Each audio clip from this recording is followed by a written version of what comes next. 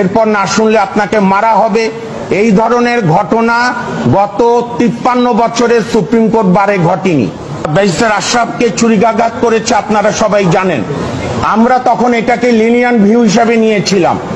তারা এখানে সন্ত্রাসের রাজত্ব কায়েম করতে চায়। বিএনপির ভারপ্রাপ্ত চেয়ারম্যান জনাব তারেক রহমান এবং বিএনপির মহাসচিব মির্জা ফখরুল ইসলাম আলমগীরকে পরিষ্কার করতে চাই, এইটা আজকে বাংলাদেশের নতুন রাজনীতি? এইটা এইভাবে আপনারা জনগণের আস্থা অর্জন করবেন?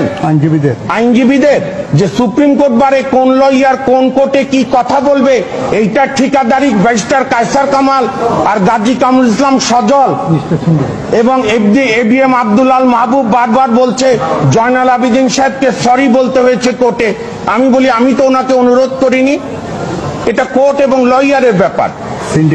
কিন্তু এইভাবে যে রুমে রুমে গিয়ে হামলা, এরকম তো রুমে হামলা আমরাও গিয়ে করতে পারি। আরেকদিন যেদিন ওনাদের কায়সার কামাল রুমে একা বসে থাকবে, আমাদের 20 জন গিয়ে হামলা করলো, তাহলে হামলার পাল্টা হামলা দিয়ে সুপ্রিম কোর্ট বার ওনারা চালাতে চান? এই নতুন রাজনীতি করতে চান?